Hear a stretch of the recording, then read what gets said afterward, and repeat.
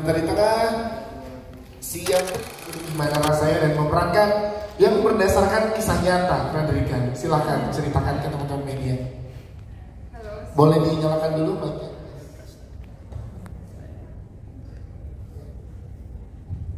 Halo semuanya, terima kasih sudah hadir.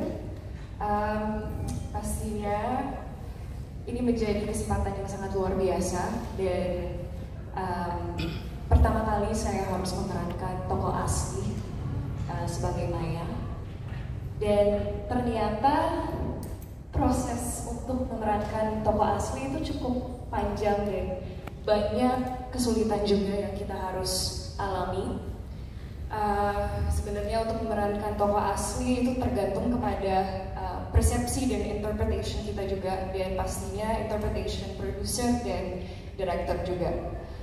Saya punya kesempatan untuk bertemu dengan Maya yang asli dan bertemu beberapa kali dengan dia agar kita bisa memberikan hasil yang terbaik dan bisa mimik semaksimal mungkin karakter aslinya, dan of course untuk paham alur ceritanya juga.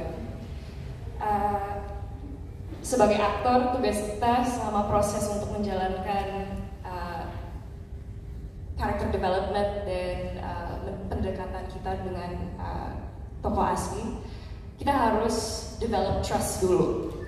Karena walaupun kita dikasih kesempatan untuk bertemu dengan karakter asli, mungkin ada beberapa hal yang disembunyikan atau mungkin ada beberapa hal yang mereka ingin show alur ceritanya seperti itu.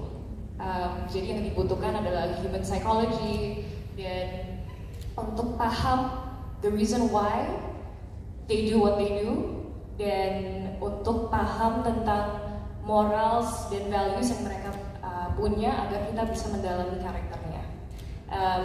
I'm very grateful dikasih kesempatan hampir 2 bulan reading untuk character development, dan dalam waktu 2 bulan itu saya bisa menggali informasi tentang karakter asli dan kita bisa pelajari hal-hal lebih dalam tentang bahayanya santet di Kalimantan dan apa sih konfliknya terhadap psikologi manusia.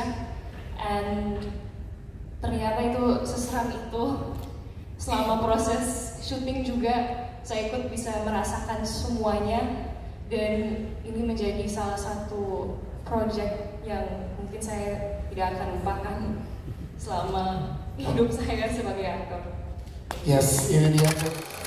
Ada press conference trailer Racun Sange ini kompleks ya, sangat kompleks, dan sebenarnya sama yang kita rasain ya, kekompleksan karakter yang kita mainin ini, dan apalagi si peran Andi yang perankan juga aku harus memainkan emosinya yang memang naik turun, dimana pada saat dia masih dalam keadaan yang sehat sampai dia terkena sihir dari Kalimantan itu perubahan-perubahan yang dialami itu juga emang benar-benar harus aku rasain banget, dan semoga terdeliver dengan baik sih. Gimana nge-build chemistry bersama dengan Frederica pada saat untuk ini kan sebagai suami istri lagi ya? Itu gimana? Silakan Bang. Itu tadi untungnya kita punya waktu 2 bulan untuk reading character development, dan itu juga sangat membantu banget untuk ngebangun chemistry bareng Frederica sebagai Maya. Jadi lumayan gak berasa juga sih jadinya ya, karena readingnya juga berjalan dengan baik dan seru juga dan fun juga sebenarnya. Jadi kita pada saat reading ada waktu-waktu yang senggang kita bisa ngobrol banyak lagi soal karakter kita masing-masing. Apalagi kita juga di sini berperan sebagai suami istri, jadi emang chemistry yang kita bangun juga harus bagus. Teman-teman media tadi udah ngeliat official trailernya. Nah, terus tadi banyak adegan intens yang kamu perankan, dan kita dapat info di sini kalau kamu memerankan semuanya sendiri tanpa stuntman. Ini gimana, boleh ceritakan ke teman-teman media? Iya. Sebenarnya ada beberapa yang dilarang untuk aku lakukan sendiri, cuma memang kayaknya akunya aja yang bener-bener pengen ngelakuin itu sendiri. Karena kalau misalkan aku ngerasa aku masih bisa, bukannya egois tapi kayak udah aja lah. Jadi aku mau pakai totalitas dari seorang Iya, dan itu juga jadi ngebantu aku untuk melanjutin pada saat kejadian yang emang dilakukan di sidang berat itu bikin aku ngerasa karakter yang aku mainin ini juga benar-benar nempel di aku. Jadi benar-benar ngerasain apa yang memang dirasakan oleh Andi pada saat mengalami itu. Bagaimana menerjemahkan skrip itu ke dalam filmnya ya? Gimana dengan antara lain sih kita dari Pak Suryo akhirnya kita juga membahas mengenai point of view, bahwa film ini sering sekali dilihat dari point of view orang, bukan dari penonton, dan dari orangnya. Jadi antara lain dengan kita mengetahui kejadian itu bersama para karakter, bukan kita tahu duluan. Itu yang salah satu pendekatan yang kreatif yang kita lakukan. Ya, sepertinya akan jadi sangat misterius juga buat penonton ikut merasakan ketegangannya.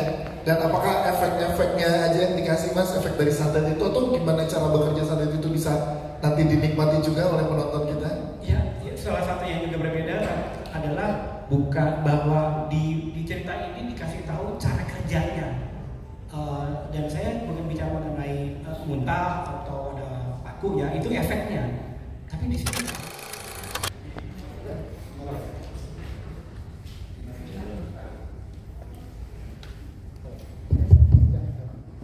kenapa tadi? Apa yang saya ingin sampaikan? Yes, melalui film Racun Sanggasan dan Pemisah Rumah Tangga, silakan.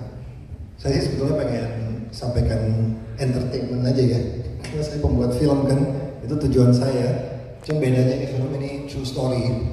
Jadi ada idea, ada hal baru yang orang bisa lihat, orang bisa dapat, orang bisa mungkin waspada ya dengan tradisi-tradisi tempat-tempat di Indonesia. Itu mungkin ya. Yes. Ya. Kalau boleh diceritakan ke teman-teman media Pak, bagaimana ketemunya dengan cerita ini melalui Trayek Gustigina? Boleh diceritakan ke teman-teman media, maksudnya? Mau ceritanya? Yes. Biasa kita tim selalu mencari cerita yang baik, cuman biasanya susah ya. Kepilih paling satu dari ratusan gitu. Nah ini kebetulan satu malam saya cuma lihat. Kebetulan saya udah kenal sama Gustigina, jadi saya kebetulan lihat ada thread baru di Twitter dia, tulisannya Racun Sangga Santet Pemisah Rumah Tangga, itu saya baca. Dan Adi Nugroho juga ngomong sama saya, itu salah satu chief writer kita. Ini bagus nih, terus kita telepon Gina, kita coba tanya lagi, ngobrol lagi, gali lagi, sampai lihat semuanya ceritanya ada value, ada structure buat bikin film atau enggak. Setelah kita bedah semuanya, kita rasa, nah ini bagus nih, lalu kita lanjut. Ya, dan akhirnya di sini didapuk sutradara itu Mas Rizal Mantovani. Mas Rizal, ini gimana akhirnya bekerja sama kembali dengan Mas Rizal Mantovani? Boleh tepuk tangan dong. Kerjasama yang banyak dinantikan oleh penonton di Indonesia. Visi apa Pak yang disampaikan pada saat itu sehingga yang itu bersambut dengan baik oleh Mas Rizal di sini? Silakan Mas Rizal. Well, mungkin kalian udah pada tahu kalau Rizal sama saya udah temen ya, dan kita udah pernah bikin 5 cm, Supernova dan lain-lain bareng gitu. Jadi pas lihat kondisi film ini yang di bayangan saya harus di shoot dengan cara yang tertentu untuk mendapatkan cekaman dan gaya baru semuanya, dan saya tahu Rizal sama saya sering ngobrol tentang film horor dan segala macam, jadi saya tahu pasti bisa. Dan pas saya ngobrol sama Rizal juga, Rizal sama saya sangat terbuka dengan apa yang kita harus buat gitu. Cuman perjalanan cukup panjang, skrip yang udah jadi di awal yang kita udah reading-kan, tiba-tiba saya lihat kayak ada sesuatu yang harus dirubah, kita rubah lagi, saya ngobrol sama Rizal gitu. Jadi biarpun perjalanan panjang, tapi pengertian saya dan penyampaian dan komunikasi kami sangat apa ya namanya,